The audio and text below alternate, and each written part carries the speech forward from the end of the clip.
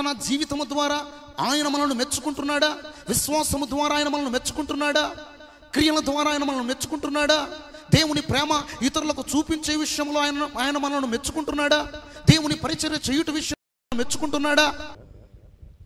సాధారణంగా భూమి మీద చిన్నవారని తేడా లేకుండా, పెద్దవారని తేడా లేకుండా మనుషులలో ఉండే సహజ లక్షణం అందరూ తమను మెచ్చుకోవాలి, అందరూ తమను మెచ్చుకోవాలనే ఒక లక్షణము ప్రతి ఒక్కరిలో ఉంటుంది. చిన్నవారిలో ఉంటుంది, పెద్దవారిలో ఉంటుంది, పేదవారిలో ఉంటుంది, ధనవంతుల్లో ఉంటుంది, చదువుకున్న వాళ్ళలో ఉంటుంది. ఇలా రకరకాలుగా నన్ను అందరూ మెచ్చుకోవాలి అన్న అభిప్రాయంలో ప్రతి ఒక్కరూ ఉంటారు. ప్రియులారా, నా అందాన్ని చూచిన వారు నన్ను మెచ్చుకోవాలనుకుంటారు. నేను పాడిన పాటను విని నన్ను మెచ్చుకోవాలనుకుంటారు. అలాగుననే నేను చదువుతున్న చదువును చూచి అనేకులు మెచ్చుకోవాలనుకుంటారు. నేను చేసే ఉద్యోగాన్ని అనేకులు మెచ్చుకోవాలనుకుంటారు. నేను సంపాదించే సంపాదన చూచి అనేకులు నన్ను మెచ్చుకోవాలనుకుంటూ ఉంటారు. నా కుటుంబాన్ని చూచి అనేకులు నన్ను మెచ్చుకోవాలనుకుంటూ ఉంటారు. కుటుంబంలో భర్త అయినా, భార్య అయినా, పిల్లైనా, తల్లైనా, తండ్రైనా, ఇలా బంధువుల, స్నేహితులైన ప్రతివారు మెచ్చుకోవాలి అన్న అభిప్రాయాన్ని కలిగి ఉంటారు. అభిప్రాయము కలిగి ఉండడంలో తప్పు లేదు. గమనించండి ప్రియులారా. అయితే నా చుట్టూ ఉన్నవారు నన్ను మెచ్చుకోవాలి అన్న ఆశ నీలో ఎంత బలంగా ఉందో, అదే రీతిగా దేవుడు కూడా నన్ను మెచ్చుకోవాలి, ఆ ప్రభువు నన్ను మెచ్చుకోవాలి అన్న ఆలోచన కూడా భూమి మీద ఉన్నటువంటి మానవులకు కలిగి ఉండాలనేదే బైబిల్ గ్రంథంలో ఉండే ఆలోచన. అయితే చాలా జాగ్రత్తగా వినాలి ప్రియమైన వారలారా. భూమి మీద ఉన్నటువంటి మానవుణ్ణి చూచి దేవుడు మెచ్చుకునే విధంగా లేకపోతే నొచ్చుకునే విధంగా ఉన్నాడా లేదా అన్న ఆలోచన మనం ఎంతగానో ఆలోచన చేయాల్సినటువంటి అవసరమో ఎంతైనా ఉంది ప్రియులారా. అయితే ఈ సమయంలో పరిశుద్ధ బైబిల్ గ్రంథాన్ని మనం జాగ్రత్తగా పరిశీలన చేయగలిగినట్లయితే, ఈ బైబిల్ గ్రంథములో చాలామంది ఉన్నారు.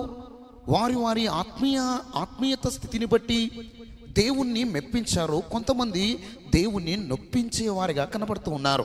అయితే బైబిల్ గ్రంథంలో యోహాను రాసిన ప్రకటన గ్రంథంలో 2వ అధ్యాయములో అనేక సంఘాల గురించి పరిశుద్ధాత్మ దేవుడు బోధ చేస్తూ తుయాతైర సంఘాన్ని గురించి ప్రస్తావించాడు. ఈ తుయాతైర సంఘములో దేవుడు ఆ సంఘాన్ని చూస్తూ ఎన్నో విషయాలు మెచ్చుకున్నటువంటి వాడిగా మనం చూస్తున్నాం. ఒకసారి చూస్తారా? యోహాను రాసిన ప్రకటన గ్రంథము 2వ అధ్యాయము, ప్రకటన గ్రంథము 2వ అధ్యాయాన్ని ఒకసారి మనం తీయగలిగినట్లయితే అందులో 18 ఇలాగ రాయబడింది.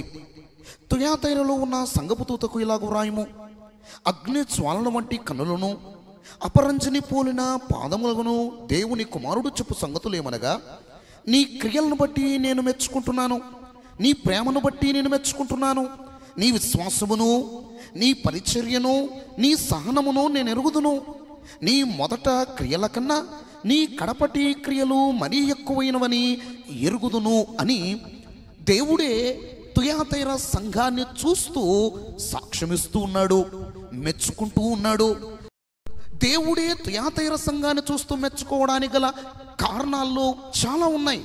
ఏంటంటే, వారి ఆత్మీయత దేవునికి నచ్చింది, వారి ప్రార్థనా జీవితము దేవునికి నచ్చింది, వారి విశ్వాస జీవితము దేవునికి నచ్చింది, వారి క్రియలు దేవునికి నచ్చాయి, వారి యొక్క విశ్వాసము దేవునికి నచ్చింది, వారి పరిచర్య దేవునికి నచ్చింది.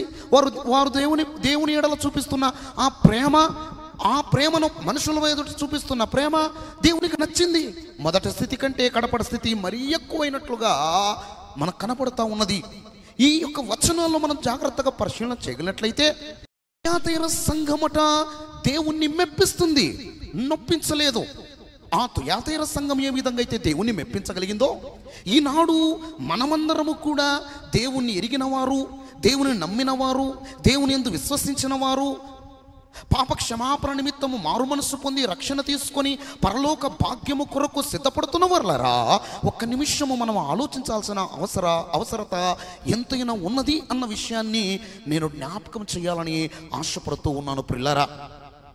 మనమందరము క్రీస్తు యొద్దకు వచ్చిన వారమైతే క్రీస్తును ఎరిగి ఉండాలి. క్రీస్తును ఎరిగిన వారమైతే పాప క్షమాపణ నిమిత్తము మనమందరము మారు మనస్సు పొంది ఉండాలి. మారు మనస్సు పొందిన మనమందరము రక్షణలోనికి రాగలిగిన వారమే. రక్షణలోనికి వచ్చిన మనమందరము కూడా నేడు రేపు మేఘాసునుడై మేఘావాహనుడు మీద రానయున్న యేసుక్రీస్తును మనం ఎదుర్కొనవలసినటువంటి వారమై ఉన్నాం. పరలోక భాగ్యాన్ని మరీ త్వరగా మనము అందుకునే వారిగా ఉన్నాం. పరలోక భాగ్యాన్ని పొందుకోవడానికి సిద్ధపడుతున్న వారులారా, ఒక మాట నన్ను చెప్పనివ్వండి. మనము దేవుడు మనల్ని చూచి, మన ఆత్మీయతను చూచి మెచ్చుకునే విధంగా ఆయన ఉన్నాడా, నొచ్చుకునే విధంగా ఆయన ఉన్నాడా అన్న ఆలోచన మనం ఎంతగానో పరిశీలన చేసుకోవాలి, పరిశోధన చేసుకోవాలి. దేవునికే మహిమ కలుగునుగాక, దేవునికే స్తోత్రము కలుగునుగాక. మన ఆత్మీయత ద్వారా దేవుడు మనల్ని మెచ్చుకుంటున్నాడా? ప్రార్థనా జీవితము ద్వారా ఆయన మనల్ని మెచ్చుకుంటున్నాడా? విశ్వాసము ద్వారా ఆయన మనల్ని మెచ్చుకుంటున్నాడా? క్రియల ద్వారా ఆయన మనల్ని మెచ్చుకుంటున్నాడా? దేవుని ప్రేమ ఇతరులకు చూపించే విషయంలో ఆయన మనల్ని మెచ్చుకుంటున్నాడా? దేవుని పరిచర్య చేయుట విషయంలో మెచ్చుకుంటున్నాడా అన్న విషయాలను ప్రతి ఒక్కరూ జ్ఞాపకం చేసుకోవాలి ప్రియులారా. యథార్థంగాను, విధేయతంగాను, అనుకూలంగాను, నమ్మకంగాను ఉన్న ఆ విషయాలలో దేవుడు మనల్ని మెచ్చుకుంటున్నాడా అన్న ఆలోచన ప్రతి దినము మనమే పరీక్షించుకోవలసిన అవసరత ఎంతైనా ఉంది ప్రియులారా. అందుకే పరిశుద్ధ బైబిల్ గ్రంథములో ఆది కాండము 6వ అధ్యాయములో అక్కడ నోవాహు కాలము కనపడుతుంది. ఆ నోవాహు కాలములో చాలా మంది జనులు ఉన్నారో, ప్రజలు ఉన్నారో, వేలాది ప్రజలుగా అక్కడ కనబడుతూ ఉంటున్నారో. అయితే దేవుడు వారిని చూచినప్పుడు మెచ్చుకుంటున్నాడా, నొచ్చుకుంటున్నాడా అని మనం ఆలోచన చేయగలిగినట్లయితే అక్కడ దేవుడు వారిని మెచ్చుకోలేదు. అక్కడ దేవుడు వారిని మెచ్చుకున్నట్లుగా రాయబడలేదు. వారి ప్రార్థనా జీవితాన్ని మెచ్చుకున్నట్లుగా లేదు, వారి క్రియలను మెచ్చుకున్నట్లుగా లేదు, వారి విశ్వాసాన్ని మెచ్చుకున్నట్లుగా లేదు, వారు ప్రేమను మెచ్చుకున్నట్లుగా లేదు, వారి పరిచర్యను మెచ్చుకున్నట్లుగా లేదు. మెచ్చుకొనకపోగా నొచ్చుకున్నాడన్నట్లుగా కనబడుతుంది. ఒకసారి చూస్తారా, ఆది కాండము 6వ అధ్యాయం ఒక్కసారి మనం చూడగలిగినట్లయితే ఆది కాండము 6వ అధ్యాయము 5వ వచనము 6వ వచనములో ఇలాగ రాయబడింది. నరుల చెడుతనము భూమి మీద గొప్పదనియు, వారి హృదయం యొక్క తలంపులన్నీ ఊహంతయు ఎల్లప్పుడూ కేవలము చెడ్డదనియు యెహోవా చూచాడట. దేవుడు చూచాడట, పరమాత్ముడు చూచాడట. ఆయన చూచి మెచ్చుకోలేదు, నొచ్చుకున్నట్లుగా కనబడుతుంది ప్రియులారా. వారి చెడుతనము, వారి ఊహంతయు చెడ్డదని దేవుడు చూచి, నరుల చెడుతనము భూమి మీద గొప్పదనియు, వారి హృదయం యొక్క తలంపులన్నీ ఊహంతయు ఎల్లప్పుడు కేవలము చెడ్డదని, ఊహంతయు ఎల్లప్పుడు కేవలం చెడ్డదని యెహోవా చూచి తాను భూమి మీద నరులను చేసినందుకు యెహోవా సంతాపం నుండి తన హృదయములో నొచ్చుకొనెను అనే మాట ఇక్కడ మనకు కనబడుతుంది ప్రియులారా. అందుకే నేను అన్నాను, జాగ్రత్తగా మనం పరిశీలన చేయాలి. ఈ యొక్క కార్యక్రమాన్ని వీక్షిస్తున్న వారలారా, మనం ఆత్మీయత కలిగిన వారమైతే మన భక్తి ద్వారా, మన యథార్థత ద్వారా, మన ప్రార్థనా జీవితము ద్వారా, మన విశ్వాసము ద్వారా, మన క్రియల ద్వారా, మనం చూపే ప్రేమ ద్వారా, మన పరిచర్య ద్వారా దేవుడు మెచ్చుకుంటున్నాడా, నొచ్చుకుంటున్నాడా అన్నది ఇక్కడ పాయింట్. ఇక్కడ ఆలోచించాల్సినటువంటి అవసరం ఉంది.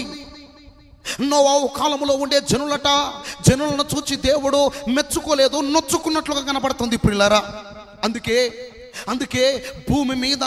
భూమి పుట్టింది మొదలుకొని ఈ రోజు వరకు, ఈ సమయం వరకు చాలా మంది భక్తులు దేవుని కోసం గట్టిగా నిలబడ్డారు, దేవుని కోసం బలంగా నిలబడ్డారు. అనుకూలములో ఒకలాగా, ప్రతికూలములో ఒకలాగా లేరు వారు. ఎందుకంటే వారి నిర్ణయాలు, వారి తీర్మానాలు గొప్పవి. ఎందుకు వారి నిర్ణయాలు, వారి యొక్క తీర్మానాలు గొప్పవి అంటున్నానంటే, వారి జీవితములో, దైనాందికరమైన జీవితంలో, ఆధ్యాత్మికరమైన జీవితంలో మా పరిస్థితిని చూసి దేవుడు మెచ్చుకోవాలి అని ఒక తీర్మానం వారు చేసుకున్నారు. కాబట్టి ఆ తీర్మానము వారు కాపాడుకోగలిగారు.